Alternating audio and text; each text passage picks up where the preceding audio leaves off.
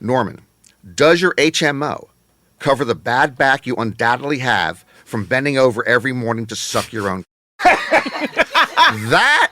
I went into my assistant sports center. My boss wasn't there. Yeah. Hire this guy. Yeah.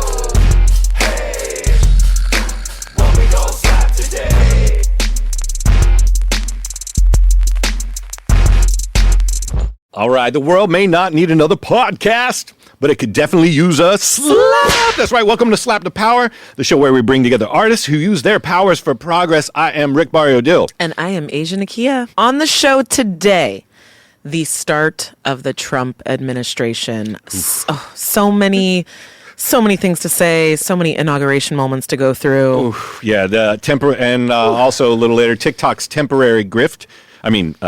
Ban. Who else felt the rug pull? Yeah, I think everybody in this room did. And then we're going to have a little Gen Z perspective on our favorite segment, Make This Ish Make Sense. Yes. A little later, we're going to have Pause for Progress, where we get specific progress updates from our furry friends and Miss Asia Nakia in-house. And on the show today, we have our interview with the legendary Norman Chad. You may know him from ESPN's World of Poker. World Series of Poker. He's all the pokers. Poker Go. But he's a legend. Also, Gambling Mad with Norman Chad, if you don't know about it. We also are going to update where the LA fires and the LA updates are. This beautiful, beautiful, resilient city. Love it. Yes. Yeah. And then we're going to finish it off with 2 scams and a slap. Oh, yeah. But first, some housekeeping. That's right. Great conversations deserve a perfect pairing.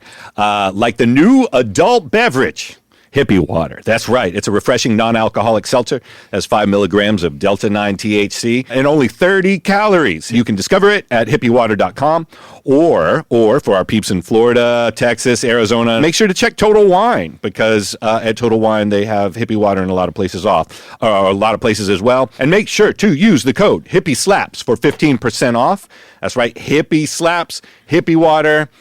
It's much, much, much better than doing the booze. Telling you. Yep. Just way, way, way better. And speaking of Sasha Piersa, Women in the Nude podcast, they're not really nude, but they are nude with respects to just putting it all out there. Yeah. The show is amazing. Also, if you want one of the funniest takes on life and the seedy, degenerate world of being gambling adjacent, check out Gambling Mad with Norman Chad, kind of a pre-plug for the man that's going to be on the interview chair coming up a little bit later.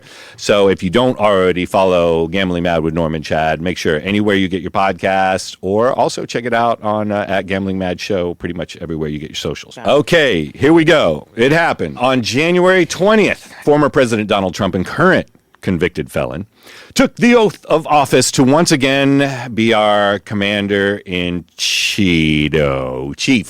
Commander-in-Chief. That's it, yes. Commander-in-Chief. We have so much to break down, from the Inauguration Day moments to first orders and all of the pardons in the new administration. Plenty of takes are out there on this all over. You come to Slap the Power for is the different take. I'm going to lay one on you that you probably haven't heard of. All right, go for it. Make sure to tip your president on the way out. The government is it's all for sale. It's okay. And people are like, oh, well, it's always been for sale. Look at Joe Biden and all this stuff. Yeah, Joe didn't do a lot of great stuff on the way out. But man, there is just no hiding it, how much it's for sale, and it's so gross. I'm trying to approach this with an open heart, which is just dumb because we've gone through this before, and we know what we're going to get. What got done in 100 executive orders that helps anyone other than billionaires? Right. And that's it's what is everyone excited about? Yeah. I tried going through the list of all of the absolute ludicrous 50 to 100 years backward movements that were made yesterday, and not one of them benefits any part of humanity. So no. I'm just... Yeah. What are we excited? I don't... What's also... I mean, there's so many things to go over. We can get trivial, like why he didn't have his hand on the Bible. And we know that one. He will spontaneously combust. I would believe he could blow up in flames. I mean, he's already red and orange to begin with. So. Yeah. But the declaring 2 genders, I had our amazing security here, Big Tim. He asked me on the way out last night. He was like, "What do you think about Trump saying that?" And I was just like, it's all bullshit. Nothing moving forward can you trust or only look at it through the lens of how it helps billionaires? It's just where we're at. It's no longer that we strive to help people. These people aren't striving to be better. They're striving to make enough money so that the problems don't affect them. Including, moving to Mars if all goes to shit. Like it's just so ridiculous. It's just ridiculous in all how capacities. about planting a flag in the Palisade, talking about going to Mars and shit, man. It's so frustrating. You're head of a government efficiency agency and you're going to just siphon the money over to do, shit as anything else other than taking care of stuff at home. And I mean, even what he was saying with the ceasefire and, the Gaza comments, it was just one blow after another yesterday, talking about how beautiful the land is there and all the things we can do with the Gaza Strip because it's on the water. We're literally talking about... That's not new. And no. No. But did he think yesterday was the day to well, mention? it is because he's got he says he has a mandate, which he doesn't. He only won by 200 and some odd thousand votes across a couple of states when you electorally. Also, more people are unhappy with him today, a lot more than were on election day. Doesn't help us now. Yeah. The issue is not chasing around all the ridiculous stuff that he's going to come out of his mouth. It is trying to find where the kernel of truth is, because there's always some kind of small kernel of truth in all the batshit crazy things he said. Did he stop the war in Ukraine on day one? No, still going on. There's just so many things that are going to be going back against his word. I think the two genders thing, it's so funny because what does that do? What does that do? What does that do other than it satisfies the base? And I think the most egregious thing that is done is the pardoning of the J6 violent criminals. Okay? There's even an argument to be had. New York Times did a good piece on a guy who had left the country after January 6th to avoid being arrested because he thought that President Trump would win, and President Trump's been saying he would pardon him. So he just stayed out of the country until Trump got elected, and now he's coming back. Now, his story is fascinating in that he was there, he got caught up in it, he got swept up in it. And if there's 1,000 people or whatever, 900 of them, sure. Yeah. But the Oath Keepers and all these people that were planning this for months and had tactical weapons and injured police officers, some police officers got killed and everything, those guys are walking free. Yeah. And the problem is he just took a whiz over the rule of law, just took a big piss on the rule of law. That is what hurts the most. But to be honest, I mean, once the Supreme Court immunity decision went down, we knew he was going to do this anyway.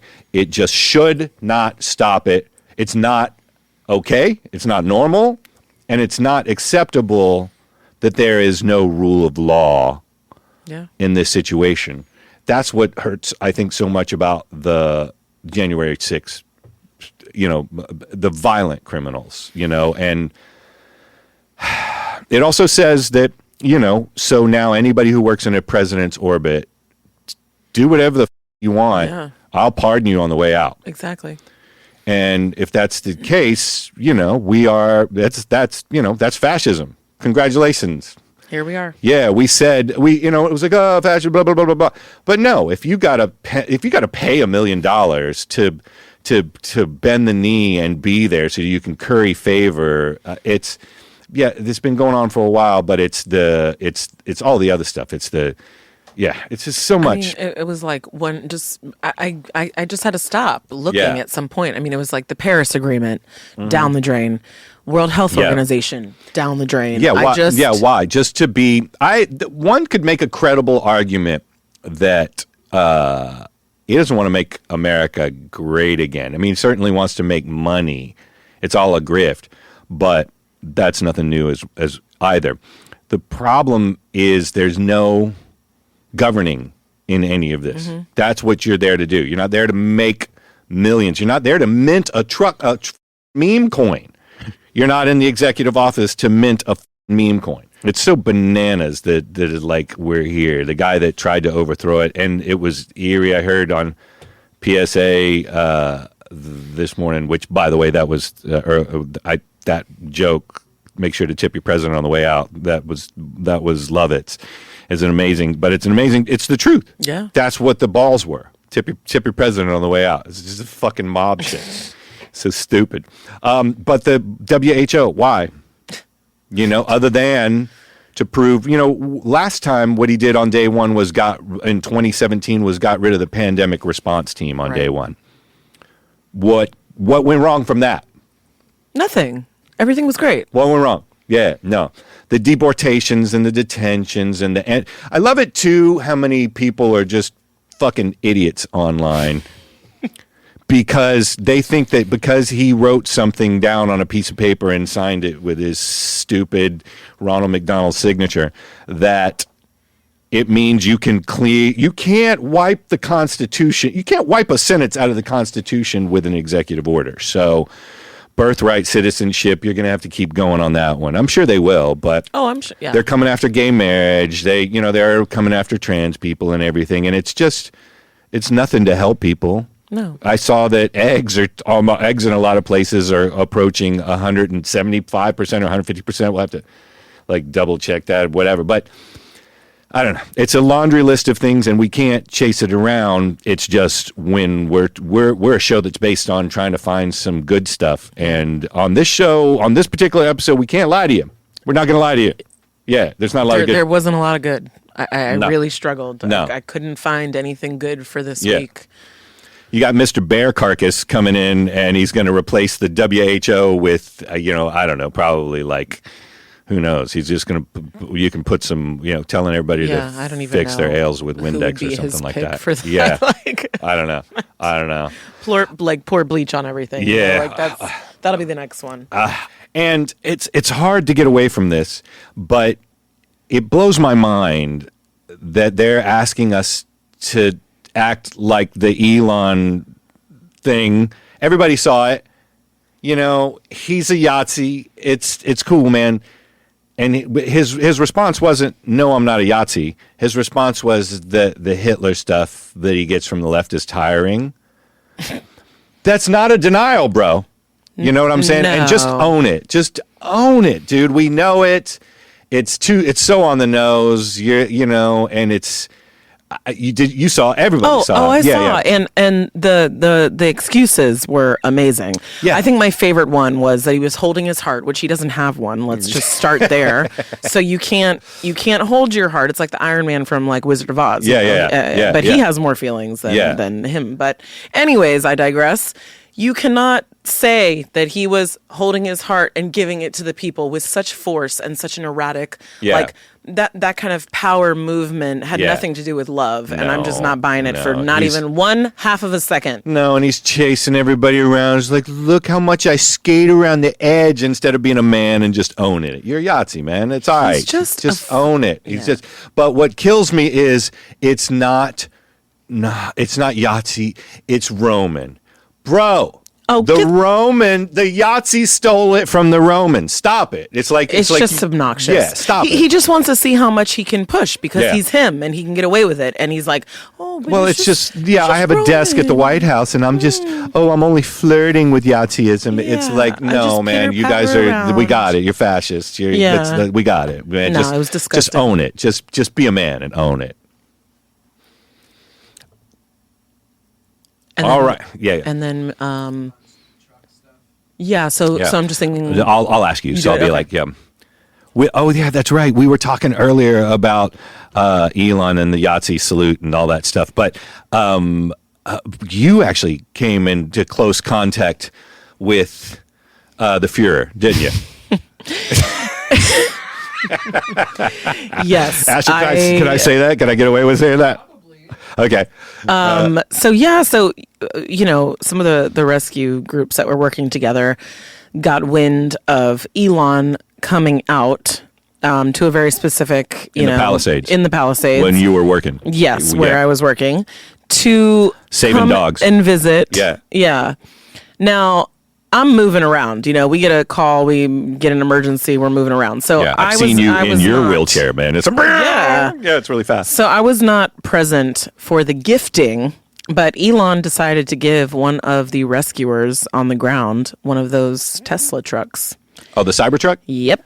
Oh, just hand it's it a over. Yahtzee sled. Yeah. Yeah, it's the new word. It for me, really should just say Yahtzee sled on the now, back. my first thought was like, what the hell, man? Actually, like, you should say douchebag Yahtzee sled. But I digress. It's like one of those things. It's like when I hear about, Rescue World is interesting, but when you've been working for free for like 25 years and then something like that happens, you're like, damn, wish it was me, right? No, sure. eBay works. Right. Sure. But it'd be nice to get it because whatever. I would have just eBay. taken it and sold it. Yeah. And then donated all the money to my rescue animals. Yeah. So that would have been a much better use. That would have been a much better use of them Yeah. driving around that vehicle and what it stands for. So Yeah. it was just interesting. Do you remember there was something along? It was like remember because it was made famous in Back to the Future, but the DeLorean. The Cybertruck reminds me of the DeLorean. Like it's held together. It looks like it's held together with like duct tape and promises. It does. I find it very ugly, to be honest. I don't like the design. I don't see how 10 years from now we're not looking back and saying, "Woof, Yahtzee sled, man! You should have seen that coming." Because an ugly ass car. It seems obvious. It just seems so obvious, it's supposed I don't know if it's supposed to look like like one of those military tanks that has like the slope that's on the thing. back. I'm a tough guy with my but you don't look tough. No, he's I don't think it looks tough at all. Tough. No, he's not tough. And from his punk ass, I'm good. Yeah. Keep the Tesla. I'll pass. I'll just keep working, saving dogs and cats. And if somebody else wants to donate us a vehicle, I'm still going to sell it. No, but donate a vehicle, and No, I mean, of course, if it's a nice vehicle that I can use to save animals in. Absolutely. We'll add it to the fleet. But I definitely don't need a Tesla truck that I probably can't fit even one crate in. So I donated like entirely. Yeah, he donated entirely, which is cool. Look, shout out. Nope. Look, Totally any free. generosity appreciated. And again, we put this at the top of the show. We're just reacting to what you guys do, not what you're trying to not react as much as what you say. But we have a new policy around here. Anytime you you're laughing, all right? I don't know if you got the memo, but anytime you see one of those, from now on, you're supposed to scream Yahtzee. Okay. Why did I have to move to LA where there's like one per 5 cars? Yahtzee! That's the new thing. Remember, it used to be Punch Bug when you were a kid. Now you get to actually. There's no cool. Now you get to Sieg Heil and say Yahtzee. It's not like the Jeep thing, No, where they give each other little cute ducks. Yeah. So hey, whew. Anyway, we digress. Yeah, get on with it. All right, well, and we got to move on to more of the grift because it's all grift all day. TikTok, we all got swept up into it, and we thought it was going to be banned and all this shit, only for it to be a PR stunt for the dear leader. Oh, yeah, he saved. Dear leader, I know. The dear leader has taken care of us. He has saved us from TikTok. The one thing he did one good thing. is No, but that's TikTok. it. It's like what? No. But this is the guy that said it was a national security threat.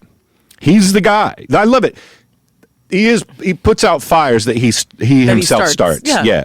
And this is just another one. And because seeing the TikTok CEO there, just like with all the ass kissing that was going on, it's so just much ass kissing. Yeah, it's it's so gross. It's just so gross. God. And the TikTok thing reminded me of the Kavanaugh hearings. When it came right back and you saw thanks to the dear leader, who has the biggest on earth, by the way, and shoots holes in one every time he golfs. Only holes in ones. As a matter of fact, that's all he shoots, But I have to say, greatest. This is what every great dictator. No, it's dictator. This is what they do. Yeah. They create a fire. Yeah. And they then fix it. Yeah. And then the people And then are it's like, oh, thank you. Thank you, leader. Yeah, thank you, dear leader. The propaganda and mass manipulation is just appalling. And I was just watching it. As soon as I saw the little message ding on my TikTok that was like, "Oh, we're so thankful for Donald Trump." I'm like, what? Then it was right then that I knew it was a grift. And you know what? That morning of Christine Blasey Ford, I think was her name, on the Kavanaugh hearings, and I think we even talked about this, like it was her hearings about a credible, rape allegation, and there were plenty more women that the FBI just conveniently under Trump didn't look into for Kavanaugh's confirmation hearing. But in the morning, she was speaking, and it was really only the Democrats that got to talk and ask her and stuff like that. And we had listened to something that was this woman was speaking credibly, and we were like, oh my God, this might be a situation where this person is going to be held accountable. And, I don't know, maybe they won't get confirmed as a justice. And they took a break, and by 10:30 a.m. Pacific, it was like the fascists had it. It was like, the fix was in. The fix was in. This was never going to be a legitimate confirmation hearing. Yeah. And we, as voters, were never going to get an actual, real, clear look at credible allegations against a now Supreme Court justice. And that's what this felt like to me when the rug pulled out. It was like, the fix was in the whole time. Yeah. And it's just so depressing. I don't know. It is. I mean, I don't know. To just go back to the TikTok real quick. This isn't really our wheelhouse. I feel that we may need some perspective from our Gen Z correspondent. What do you think? This is definitely a Gen Z issue. Because this is up his alley. Yeah. I mean, I wonder where he is, though. I don't know. I always have to click my heels 3 times, and he just pops up, I don't know. All right, let's do it. All right. One, two, three. All right. That was fast. That's so cool. Asher. Asher, I mean, how did you... I was not in the break room. Okay. I was not there. And you weren't just scrolling on TikTok. No. I'm pretty sure I saw that. All right, our Gen Z correspondent, Mr. Asher Friedberg. All right, go ahead. Fill us in. First reactions to TikTok being unavailable. Go. Oh, my God. So it was a weird night for Gen Z, just overall. I mean, because first off, it was not supposed to take place that soon. It was supposed to be a little later. Because everyone was planning on taking an opportunity to, download all their favorite stuff, whether it's like a recipe or your own original content that you might not have somewhere. Or if you're someone like me who your job relies on TikTok, it was scary, you know? Yeah. So it was a lot. And people were also all caught off guard by the initial message that we had when you first go on to TikTok, where it's like, we are thankful that President Trump promises to bring back TikTok. Yeah, we talked about that. Yeah. The dear leader, yeah. Dear leader. Yeah.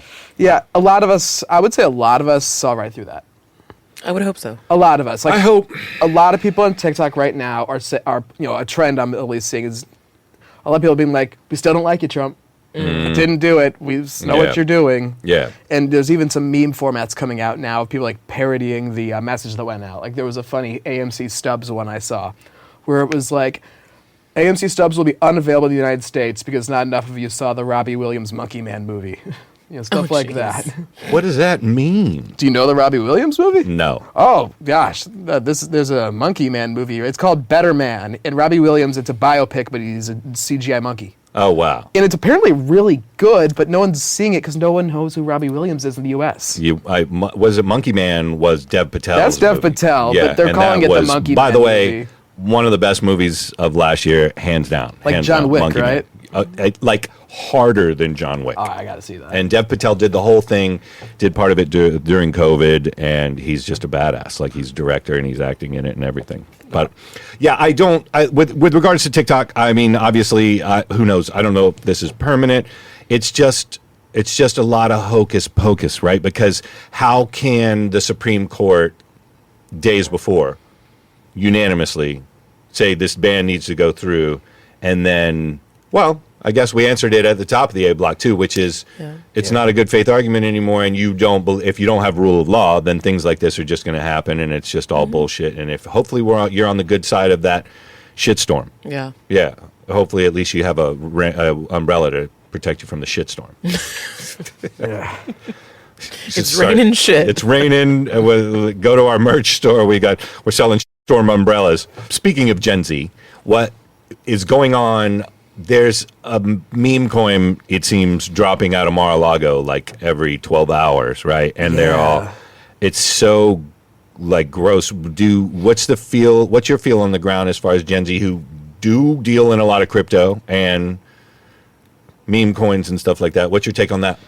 Well, me personally, I am not in the crypto scene. I don't fully understand crypto, but for my generation, a lot of people are investing. Yeah. A lot of people are putting their money in because... On DJT or whatever? Yeah, and I don't even think everyone doing it is a necessary supporter of Donald Trump. No, it's just trying to make money. Yeah, it's just trying to... The fact is, pull. I had like $10 invested in Bitcoin for 5 years just for some reason.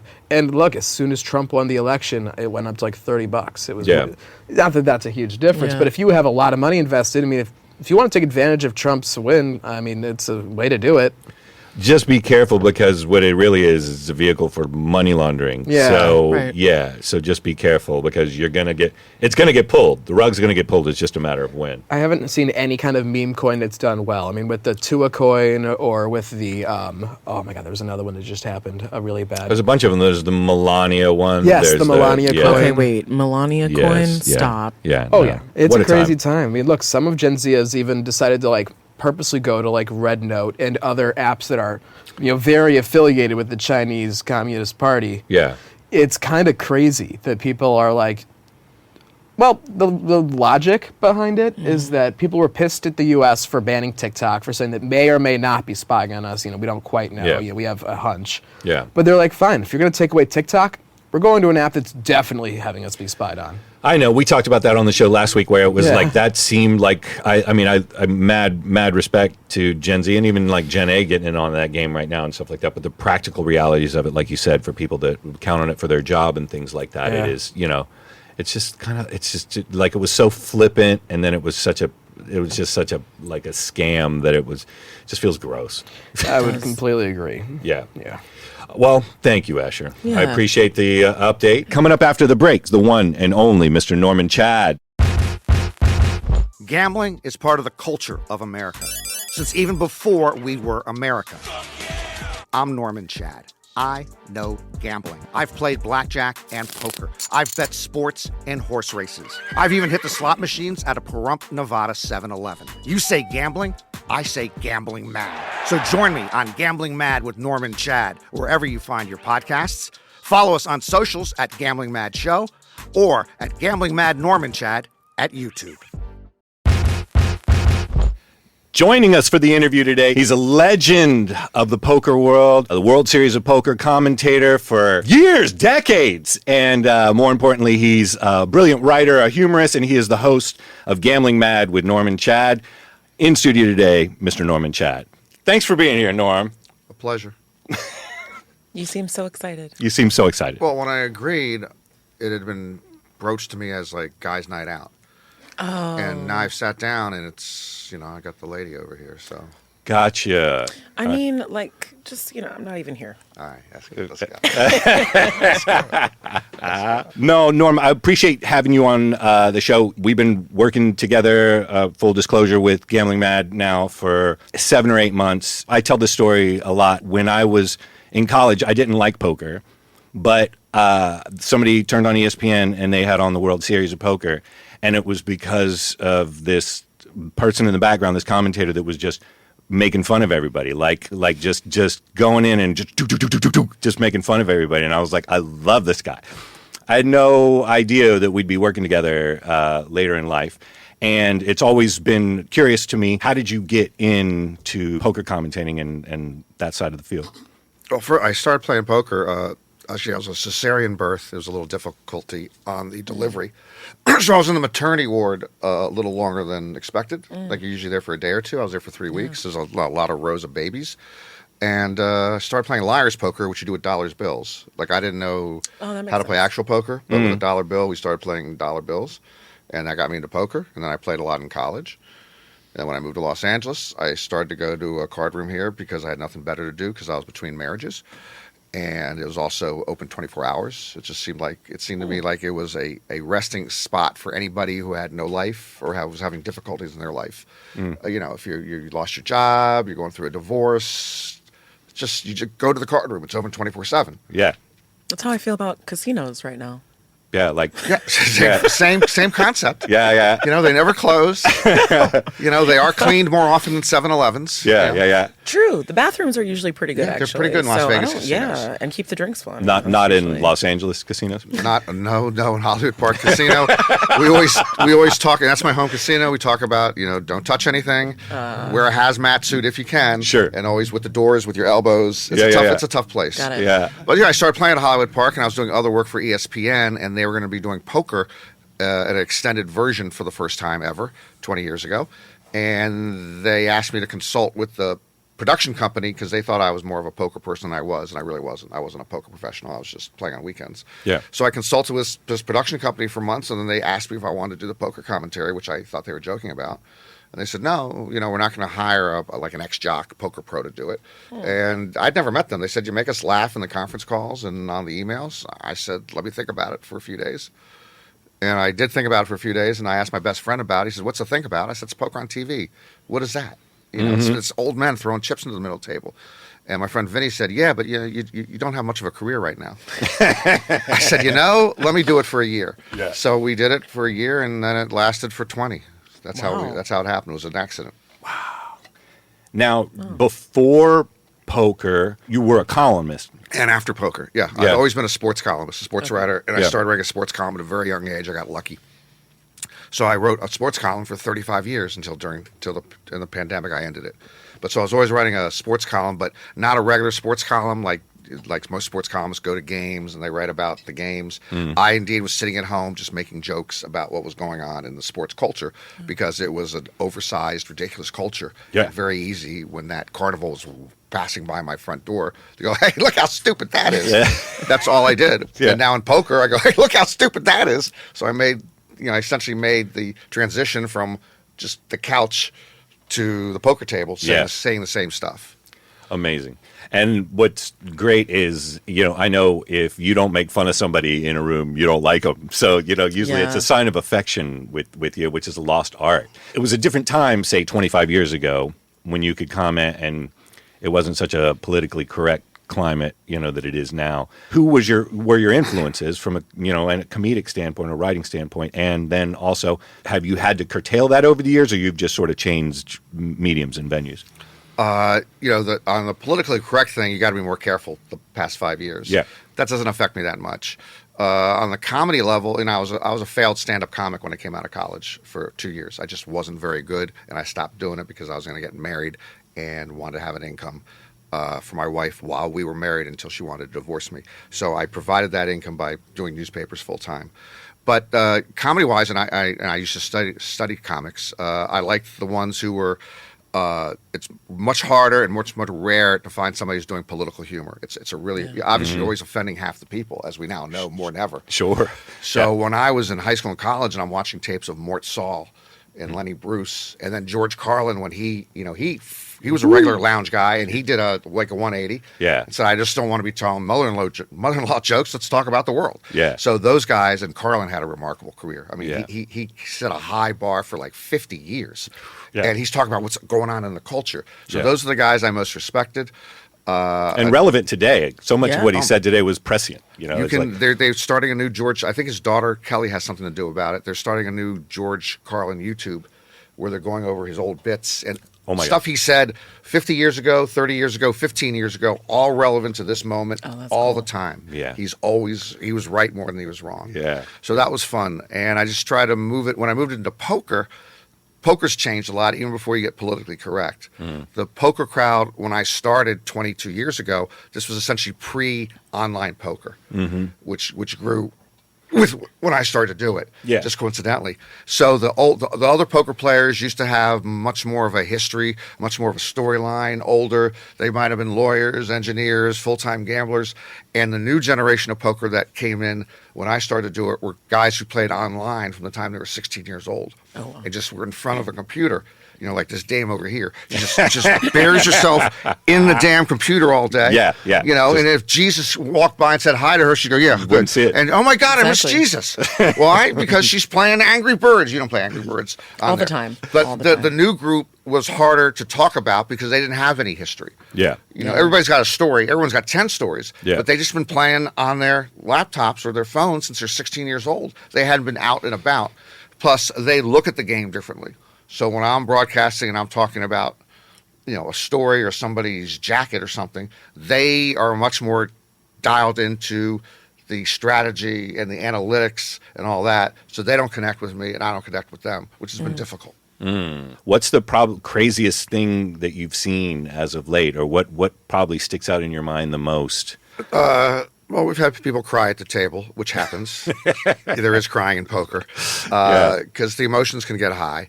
But what always amazed me about most of them, especially the ones who are just pure gamblers, and those are the ones that Doral Brunson used to talk about, they essentially have no respect for money. Yeah. So they're willing to go to the nosebleed stakes. They're willing to go from penthouse to outhouse, be rich, be poor. They don't know how much a loaf of bread costs in the market. They haven't been in the market for 20 years. Yeah. And I was always amazed at how much gamble they have in them. A lot of the poker players like to play golf. They gamble for high stakes on the golf course. Even when they're playing in a poker tournament in which the buy-in wasn't that much, they'll do what we call prop bets, which they're betting on which cards are going to come out onto the board. They're going to be more red or more black. And while they can be playing a $1,500 tournament, and they're paying $1,000 every time the flop comes out with 3 cards, they're betting $1,000 on, I got red, you got black. And if it's all black or all red, that's $5K instead of $1K. So the fact that their mentality can be just into that while they're supposed to be playing at the highest level of their game just always amazes me that that's just the way their brain functions. I feel like it's like, it reminds me of the kids when I was in school that were like, I bet you can't, they had to just have a bet on everything. Or I dare you to, they just have that mentality where they constantly have to be in competition. They constantly have to figure out a way to be on top or win something. Like there's something about that. So there's 2 things you just mentioned by accident that are very smart. Yeah. One is that a lot of these guys always have to be in action, as you just mentioned. That gets their adrenaline flowing. The adrenaline. And the reason gambling is a difficult addiction, as with like narcotics, is you get a high from a certain narcotic or a certain gambling, and then to reach that same high, you have to keep going up higher. And so then they go above their head, and then that's a problem, as it is with drugs. So they always have to be in action. So like you said, they will bet on anything. Yeah. They'll bet on traffic signals changing, and if there's going to be more than odd number of people who come across the crosswalk signal over that, or even number during the 15 seconds that they can cross, stuff like that. They need the action. That's the first thing. And the second thing, as you mentioned, is they're incredibly competitive. A lot of them often come from sports where they had an injury, where they couldn't play anymore, or their career was over. And to keep fulfilling that competitive nature, well, you move into poker or golf or something like that. That makes sense. And poker you can play year round, and the weather doesn't make a difference. So they're both action junkies, and they're very, very competitive. It's a stressful world, especially we talk about poker rooms are always open and things like that during the fires out here, and the poker room's still going, It's like people lose their house, go play poker, right? And by the way, you're not even making that up. We counted in my game I play, which dozens and dozens of people play, but we had 17 regulars in that game. 4 lost their homes in the fire, and 2 were playing in the game the next day. Wow. And one of them said, where else am I going to go? Well, fair. Yeah, fair. That's a fair point. Sure. And the other one, it was our regular day, and he said, I come in. Yeah. So, What compels you to write, you think? I've always been, I felt bad because my parents used to say, go out and play with the kids. Go play kickball, go play softball. Why are you sitting in here watching TV? And I said, I like to observe more than I like to participate, which is not a good way to go through life, by the way. You're always on the sideline. Yeah. Duh. But that's why I used to love. I could sit in a cafe, and movies have done versions of this. And I think what's the current therapy show, Shrinking. Yeah, they do shrinking. something that I've been doing my whole life. Where they sit in the train station and they watch the people on the other side. And they go, what does he do for a living? Yeah. What do you think this guy's Yeah. problem? No, I can love sit in the doing that. cafe all I day. do I love that. doing that. I I do love that. doing that. I do it in We the car all ride time. home. Yeah, we do I it here mean, because we have the windows out to Wilshire, and we're Always. like, let me tell Everybody you. that let walks me tell by, you, we're like, let me tell you about let me tell you this this guy. person. So the problem with that, and then I see problems all around me. And I did a rant once on, like I didn't even have to have a broken leg at the time, but I'm like on a broken leg and I'm on a scooter and crutches and I'm second in line at the grocery store and they open up the next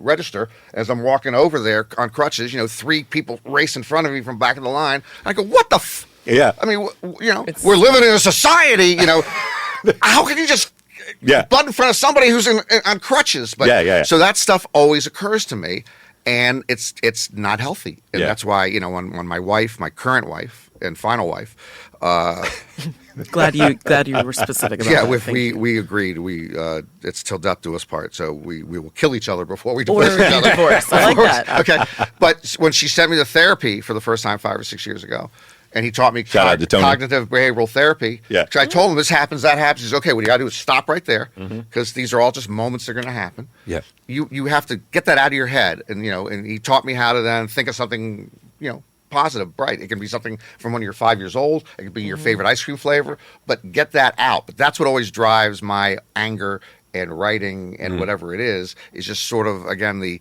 absurdity and a lot of times the injustice of the carousel around us as it's gotten worse and worse, just in America with just a lot of injustice. It is a challenging time that we're walking into, but at the same time, plenty of material, right? I mean, Again, like, for instance, people told Stephen Colbert, who I watched a lot during the first Trump presidency, that maybe he's happy that he's coming back because it's more material. Yeah. Stephen Colbert has actually got a good heart, whether you think he's 100%, funny or not. 100%, I find him funny. Yeah. But he said, no, this is worse. It's just like, I would prefer not to have this cathartic experience. I prefer not to, I switched over to Blue Sky for a while instead of X, and I'm on both. Yeah. But X and Blue Sky are just like Fox News and MSNBC. Yeah. So there's just two bubbles now online that are equivalent to the cable bubbles. That doesn't help us at all. Yeah. No. So we got to get out of the bubble.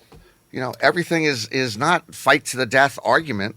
There's nuances, and sometimes you disagree with somebody, and it goes that way. It's the way it always was. Yeah. It goes that way for a while, and maybe come back your way.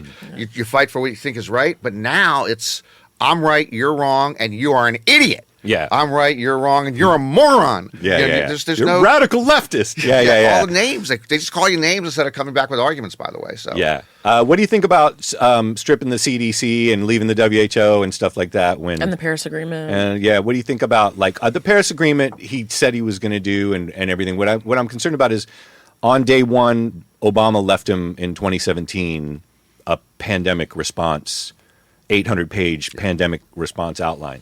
And he got rid of it on day one. And we know, we don't have to guess what happened. We know what happened and the mismanagement of things. I'm curious because that one was the fact that he's stripping all the language. He's pulling the ability for the scientists at the CDC and stuff to tell us about bird flu, to tell us about. And then you have, dude who puts bear carcass on roof, as a potential for our health and human services when at the same time we're not allowed to actually hear from science that isn't bought and sold, somewhere. What do you think about that, where we're at with that? Well, this is actually worse than the pandemic response to me. And it's kind of hard to be worse than the pandemic response. Right. Okay. That's First of all, right. with the Paris Climate Agreement that we've pulled out of, there's 4 nations in the world who aren't part of it. It doesn't matter what the other 3 nations are. There's 190 nations that said, yeah, this is probably a problem. And there's us and 3 others say, nah, we're not going to do it. That's probably a bad sign. It's Yemen. I put. Okay, I don't want you to do not taint Yemen. That's true. Okay. All I was saying is we're in with Yemen, who have given the middle finger to climate change, right? Yes. Okay, but so let's just go on this thing that Shout out to Yemen. You can't convince people to follow science anymore. No. When it came to the pandemic, there was an evenly divided scientific community, let's say, about masking and vaccines, okay? I'll give it that. And my point was, well, we don't know which way is right. Yeah. But if we're wrong, let's say take the masks off and don't vaccine, and it costs people's lives, I'm willing to I don't want to wear a mask. Yeah. Right. It's uncomfortable. I don't want it, but I'm willing to wear a mask for a week, a month, 3, 4 months, whatever, because we don't know which way is correct. Yeah. The people on the other side, they label you the worst things in the world. Yeah. That was a 50-50 split. And I say you give the benefit of the doubt to saving lives. Yeah. Okay. With the climate change, this is, an existential threat to the planet. First of all, 95% or more of serious scientists believe that there's a serious climate change Man-made threat right now, and the planet will go away. Yeah. So again, if you're in doubt, let's just say it was 50-50. This isn't even 50-50. It's not. This is 95. So I got to give the planet the benefit of the doubt. Even if we're wrong, I'm sorry. I'm sorry the businesses are going to have to pay more for this. And it's just not. It's just insane. It's insane. It is insane. But it's a me first attitude, and business. Yeah. I'm not going to pay this, and in my life, it's going to happen down the road. But it's bullshit anyway. It won't affect me. Yeah. So it just kills me that's the attitude. We were all tripping over the feeling it in the bottom of my heart, man. Feeling it in the bottom of my heart, right? Yeah. And it would be so much better if you just own it instead of gaslighting everybody and acting like you're not doing what we know you're doing. When you kind of saw what was going on and then the reactions from everybody online about, oh, well, it's just Roman salute, which is all that. So what was your take on that when you saw the sort of feedback and everything on it? It's weird. Elon, and this is the understatement of the year, he's a weird fish. Yeah. He's tough to pin down, other than the fact that obviously he has incredible skills, business-wise, science-wise, and otherwise, that are incredible, that have made him the richest man in the world. As far as that went, and I have so many problems with Elon, and again, he's got some autistic tendencies. So some people are arguing again there was a childlike way of expressing himself. He's socially awkward. All that's true. So I wasn't sure what it was, except it was bang bang. Yeah. It wasn't a more casual one. It was bang bang. Yeah. But I wasn't sure, so I said, okay, maybe doesn't he says he's a Jew at heart. He came out after he's like a Jew at heart. So maybe you're a Jew-Otzi. You Never heard of a combo. That's a new combo. That's a new one. Sure. It is a new combo. Yeah. Like a labradoodle, you're a Jew-Otzi. Yeah. So you're on both sides of the fence. I have so many problems with Elon that thing, and I do. He's the fact that he's decided that he's king of the world, and he's just entering every Western democracy, saying, all right, that person's got to go. We're supporting this. Who, by the way, would have the ego to think, whether you have money or not, that I'm going to decide what Germany should do, what the UK should do, what Canada should do. Well, that's that false superiority complex that they all have. When it gets to that point, there's no bigger. There's no dopamine hit. Yeah, there's no stopping you at that point. Like, your way is right. No one can stop you. You have all the money to back you. You have all the brains to back you. But it's there should be but there's no rules in place anymore. There's no laws that prevent this or help us in any case. But I feel like there should be some global, law that states that you can't control the whole world, people. But he's going to try. No. So. Oh yeah. There's no law that you can stop somebody like that. No. So I know some Jewish friends of mine who know Elon say, trust me, he's not anti-Semitic. I think he is.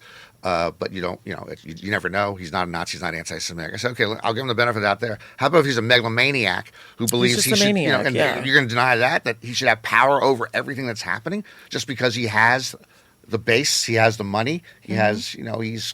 So I it's hard for me to sympathize with Elon even in this thing, and I'll just leave it that maybe he's a Jew-Otzi. Jew-Otzi.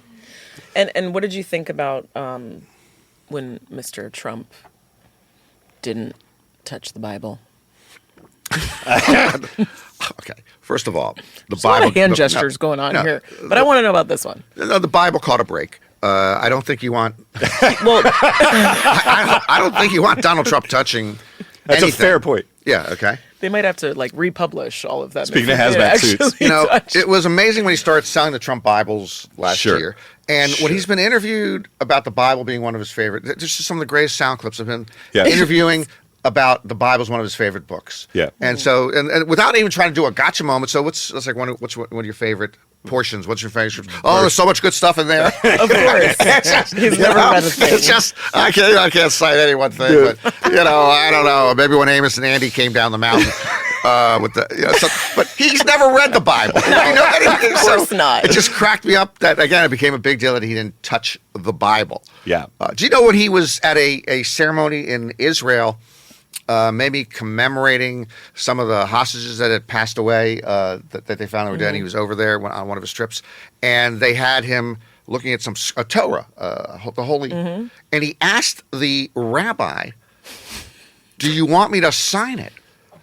The whole, you want me to sign it? Oh no, we're good. President Trump, he shows, because he knows that if he signs a Torah, I mean that's on eBay within a week, and somebody's making money. But again, it's the audacity, the ego, to think that who are you to sign a Torah?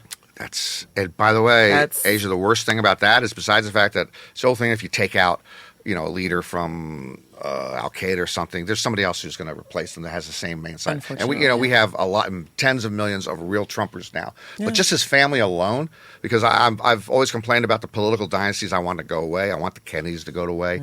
I want the Bushes to go away. I want the Clintons to go away. Did you know? Sitting in the on deck circle, swinging that bat, is Don Jr. Yeah, I know. Don Jr. is going to step up. He is big time, and that's another generation of Trump.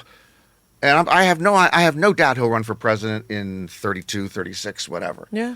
Okay. So yeah, it's the audacity they all have. They somehow, when you see Don Jr. interviewed on anything. Yeah. I mean, it's just, there's an arrogance, and I know best and you don't, and you go, how? Yeah. Why? Yeah. And all you are just handed stuff down. Before we let you go, it's a segment that we call "Don't Tweet Me This Way." We basically just pulled some favorite tweets off your page. Yeah, from people off your Twitter, your Twitter page. Yeah. Okay. Just a few favorites. Okay. This is from Norman Chad. Norman Chad. My man Elon Musk not only follows one of the most racist accounts on X, he's also is one of the 2 paid subscribers to get extra content. It's a good bit. That's a good line. $5 a month buys you more racism. What a bargain. Okay, by the way, it is $5 a month to get extra content from that particular person. Extra racism, right? Right. Yeah. But Mickey Terp replied back, "You're still alive?" Okay. Mickey. That one's really supposed to cut close to home. Yeah. People kept saying, "Oh, yeah, you had your 15 minutes in 1985. Yeah, you're still. I never thought about you again. What do you? They love to go with, yeah. You're still alive. At least does it in 3 words. Yeah.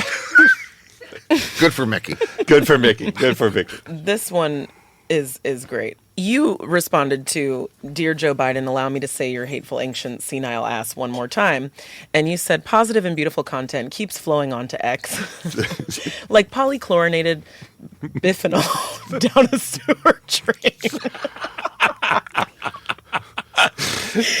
And the response from Riley Sampson, "Keep crying, sissy." There you go. Keep crying, sissy. Yeah. I feel like you get called a sissy quite a bit. You get this called, is a common theme here. Okay. Yeah. By the way, that was in the positive and beautiful thing is whatever the Biden thing I was citing that somebody wrote was in the first 24 hours after Elon had asked, and he broke his own rule within 24 minutes. I want more beautiful, positive, informative content on this platform. Yeah. And so, and then, I mean, he's still out there. So anyway, yeah, they question if you were a man, they question your manhood if they disagree with you. Sissy is one of the nicer words they use. That's true. Sissy is kind of like kind, you know? Yeah. Oh, I never knew. I had to look up the word cuck about 2 years ago. I never knew the word cuck. Everyone was calling me a cuck. They used to call me a tool. I went from a tool to a cuck. Well, let me do this one. This is Norman Chad. Time for another edition of Trump Tittle Tattle, where we break down all the damage being done by President-elect Donald Trump this week. Billy the Kid, 17, hits back and says, Norman Chad, the communist little twat. Twat. So, see, twat is a great word. Twat is a good one. Yeah, I know. They got you on 3 counts there. The communist, yes, a little, and then twat. That's Billy a triple the Kid. banger. You don't see twat a lot. Yeah. And this is from Chris 22730890. You know that's when you've got There's He's no chance that's a Russian bot. Zero chance that's a Russian bot. No chance. And I love that they used a little Charlie Brown symbol. Oh, that's cool too. It's cute, and it's they're holding a gas can and lighting something up. So I think it's a safe bet. You and Donald Trump have a few things in common. I am sure your mitts are small, multiple divorces, popular catch with small hands, phrases from 20 years ago. You're definitely funnier. I wonder if he knows your name or if he's ever tweeted about you. He does not know my name. They're giving you a lot of Yet. credit here, though. He I does actually not know like my it. name. I don't think he's ever tweeted about me. Yeah, there is a compliment There in wasn't there. That's He what said I'm I was saying. funnier. I think Donald Trump is accidentally funnier than almost any of us. He really cracks is. me up. He really is. Let me relate to you. Yeah. Because when in the earlier, kinder, gentler time, before the internet, people used to write letters to the editor, or they would write you personally. So when I was writing a column in the late 1980s at the Washington Post, I received a letter. Remember when someone sends out a letter? It's a lot harder than sitting in your pajamas and going, "You're a little twat." Yeah. So easy, yeah. You've got to find a pen, paper, write it out or type it out. Yeah. Get an envelope, get a stamp, and they'll go take it to the the post mailbox. office. That's Yeah, like to the real animosity. Like Yeah, that's, yeah. So you know? this was the greatest. True and it was haters. by the way, the guy had a return address, Oh, shit. which again, so he wasn't anonymous because there's like rules back then. Okay, it's a whole different ballgame then. And this was the greatest critical letter I ever received from a reader, and it goes from 0 to 60 in a hurry. Who was Okay. unhappy with my work. Norman, does your HMO cover the bad back you undoubtedly have from bending over every morning to suck your own? That I went into my assistant sports editor. My boss wasn't there. Hire this guy. It's really brilliant Right writing. away. It's incredible writing. So, do you understand? He got a beginning, middle, and end here. Yes. Bang. I mean, the efficiency and like the wordplay immediately Yeah, is right. actually really I'm fucking in. brilliant. You know? I'd hire him. I'm in. I saved that. Unfortunately, I've lost the letter which I had in a box. Oh, wow. I always Damn. wrote You it down. frame it. Yeah. I would frame it. Yeah. I can't That's believe I still good. don't have it. Yeah. I hope this guy shows up on your tweets one day. Yeah. I'm here for it. Definitely. Have you seen Roseanne Barr's rap video? Yeah, it was one of those things where you can't unsee once you see it. And by the way, I was going to turn it off after 10 seconds. Yeah. But it was just like a volcanic tornado, like just twisting me in and down. Yeah. And I couldn't turn it off. Did you watch it? We did. We did. It's yeah. It was painful in a sense. Well, Yeah. It painful in that I love it because they're dunking on liberals, right? And so this is the time. Go for it. Dunk all over liberals. I get it, but I don't think any of this gloating is going to age well in a real consequential way. And that's where I don't. When it starts to matter, I don't know. Shame left the building a long time ago, so when that actually matters, I don't know. But that's the only part of it where it's like, wow, I hope, that's a bad. There's going to be a bad look for a lot of people. It should be, and there should be bad It should karma be. there. Yeah. And it's the old thing about you won the election, so why are you gloating this way? And why Yeah. are you a sore winner? Yeah. Sore loser, we understand. Yeah. Sore winner is really a bad look. Yeah. But Yeah. it's the way of the world now. I mean, Yeah. it's just incredible. Yeah, I own the just libs. wonder, like, what kind of casting director they went through for, because so like you, after like 10 seconds, I was just gonna like I was over it. It was so hideous and heinous. I really didn't want to watch it anymore. But what was even more interesting to me was to look at the people in the background. And I went face to face. And if I had to be a nice person right now, I would say such a beautiful mix of Americans on that video. Norman Chad, make sure to check Gambling Mad with Norman Chad everywhere you find your podcasts. And thank you so much for sitting with us. This was an absolute joy. Yeah, it was a pleasure. Join me, Sasha Peters, on Women in the Nude, Season 2, where we bear it all except for our bodies. Leave that to your imagination. My wish for women is that we strip away the fear of judgment and really embrace the full spectrum of who we are. I don't know if you are coming to terms with being pregnant on the show. Yeah, I think she was a little depressed. Let's live boldly and openly and change the narratives that define us. I called my doctor. I'm like, I want to drive my car through a brick wall. We deserve it, and there's no better time than now. Let's get out of our comfort zone and get down to the bottom of who we are. All right. God love Mr. Norman Chad. Well, he's like I said, he's one of my favorite dudes. He's just comedy hour. It's If he doesn't, brilliant. if he doesn't make fun of you, he doesn't like you, which I learned very quickly on day one. Yeah, He sure. did a lot of making fun. He's still making fun of That's Asher. why he loves me. No, totally. Yeah, he never stops. I know. So, all right, we lied. We do have some good news. Several weeks later, LA fires are still burning in places. But the good news is we're making excellent progress. Yes. So, Yeah, I mean, we have been doing, we've been working the fires pretty much since day one, which we mentioned on the last show, evacuations, doing rescues. It's still very rough out there, but I mean, we've had some great successes with, rescues, people being reunited to their, fur loved ones. So there's some good stuff going on, yeah. And then we also had, just aside from the fires, shelters are getting more crowded. A lot's going on in the shelter world right now, in trying to move dogs and make space for some of the fire, dogs that are coming in, ones that are being surrendered. So we had 2 dogs, Bluey and Marble, that were both found themselves on the euthanasia list, and we were able to get them. And I actually sent them to a friend in Vegas, and they're doing like marvelous right now. Hey. So yeah, we had some what good kind news. of dogs? Well, so Marble is this really cute little Aussie. Yeah. And Bluey is like a tiny little pocket pitty. She was from a hoarding case. Oh, wow.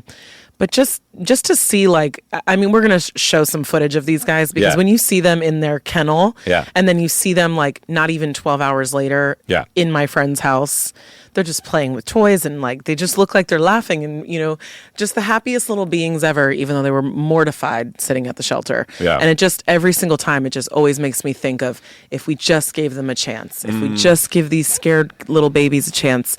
People pass them all the time in the shelter because they look scared, they look fearful, they look like they could be aggressive. Yeah. You get them out of those shelter doors and immediately it's like, yeah. voila. Yeah. So it was really, really exciting. We also got Noah, our little handicap pup, a wheelchair, and he has just been flying. Hey. He is like cruising. I mean, literally, you guys are going to die when you see this video that we're going to put in the show. He is just vroom vrooming all over town. I love it. Like speeding down the sidewalk. And it's just possibly the greatest thing ever. I think I have to watch that video at least 3 times a day. Nice. And then I'm happy. Nice. So we'll put it on our heck yeah. on our socials, and you don't want to miss it. Yeah, you don't want to miss it. And as always, make sure to check out Compassion Kind for the most updates as well. More good news, actually, is the LA Kings are showing their gratitude for the badass MFs at the LA Fire Department. Yeah. I love it. Yeah. I mean, just putting the logo center right in front, showing their respect, giving them props. I mean, the LA firefighters have been kicking ass the last 2 weeks. I have had the pleasure and the honor of working with them in the field. And I will say I have not had one bad experience. That's amazing. Not one. Yeah. Always nice, always checking in, Yeah. doing the most extras. I mean, we've, exchanged phone numbers to check on houses with animals. They really have been instrumental in all the rescue efforts that we've been doing. That's amazing. That's amazing. Before we get out of here, by popular demand, I love it. 2 scams and a slap. Today, I'm in the hot seat again. I think Asia's undefeated, and I don't think I've won. I don't think I've won one yet. So we're going to try. Today might be the day. We'll see. We'll see. These are give some it to good me. ones. Give it to me. I'm gonna get it. I'm gonna pick it. So the deal is, I don't know which one of these is true, and you, the listener, don't either. So, but Asia does, and lay it on me. What we got? All right. First, local woman wins lottery twice in 1 week and attributes this luck to daily sock puppet conversations. I mean, I have so many questions about lucky sock puppets, but go ahead. Okay, got it. Okay. Next up, we have a mother that delivers 2 babies from 2 separate uteruses in 2 days. Last but not least, That's interesting. Okay. city introduces a pet tax to fund public parks, sparking outrage and an epic dog parade. Wait a minute. Oh my God, I have so many questions. So, which one of these is so there's 2 scams in here and 1 slap. I think I'm going to say the dog parade sounds like a scam. Correct. Oh, look at me. You're doing good. I'm halfway. You're halfway. like 50-50 now. All right, so. all right. But I do have questions about but a dog parade, like, but put a pin in that. And I think the real one is the lady with 2 utes. Yeah. Yeah. Good job. Look at me. Look at you. Two utes. Yes. That's a, please don't at me on this. That is a my cousin Vinny joke that I threw in because I'm a wordsmith. No, and because uterus is just an odd thing to say. I thought utes. Yeah. No disrespect to uteruses, women anywhere. Uteruses are amazing. It's 2 different uteruses over 2 days. Yes, she has a rare condition where she had 2 separate operating uteruses. Yeah. And got pregnant. And instead of twins coming from one uterus, which is the normal, there's like a 0.03% of having babies like this. That's crazy. So just crazy. A medical marvel. Yeah. Both babies are good. Both babies are healthy. And it was just an interesting, like, 2, you know? Yeah. 2 days apart, 2 uteruses, 2 babies. And that was that. 2 utes. Yeah. It's the 2 utes. So, I mean, my cousin Vinny. I didn't even know you could have 2 uteruses. I didn't know you could have 2 utes. This is good to know. That's amazing. Well, congratulations to both the kids and to me. And to you. For getting it right. Like, what, 12 to 1? 12 to 1 now? Yeah, I have the whole year to catch up to you. You do, but every win is a win. That's right. Every win is a win. Yes. So stay tuned and see if I keep getting my butt kicked. But all right, you, the listener, to Slap the Power, thank you guys so much. Please DM us on Instagram the name of future guests you'd like to see. We've got there's a bunch of potential guests that we have coming up. Big guests we have coming up here in 25. And if you want to see anybody else, make sure to hit us up. All right, and we've been asked by our producer Bree and Asher to make sure that if you guys feel that you are an expert at Instagram Reels or even now TikTok, that it's legal. Thank you, dear leader. Then make sure to if it's any obscure topic, tag us in the caption. We love obscure topics around here. It just has to be fun, and they need to invite our account at Slap the Power as a collaborator. Then the reels are going to be eligible to have the audio played on the show and the reel featured on Instagram, and if it's really, really good, possibly on the show. I love that. Yeah, that's cool, right? And yeah, we've been wanting to do more user content. We want to hear from you guys. We want to include you all. Let us know who you want to see on the show. If there's a really, really cool collab that we can do on Instagram or TikTok with one of our followers, bomb. We're here for it. Bomb. Love it. All right, until next week, Sonics. Love. Action. Progress. See you guys next week. Bye. Slap the Power is a Slap Network production. It's written and produced by Rick Barriodil and Asia Nakia. Our senior producer is Bree Corey, audio and video editing by Asher Friedberg and Bree Corey, and studio facilities provided by Slap Studios LA and 360 Pod Studios. If you're into online power scrolling like we are, don't forget to follow Slap the Power on Instagram, Twitter, TikTok, YouTube, and probably Pinterest soon for access to full episodes, bonus content, and more. And if you're as full of hot takes and crazy ideas as we are, please think about dropping us a review to help boost this episode, and you can help blow up the group chat by sharing with friends, family, or random shit posters on the internet you want in on the conversation. And if you're interested in being a guest on the show, please email info@slapthepower.com.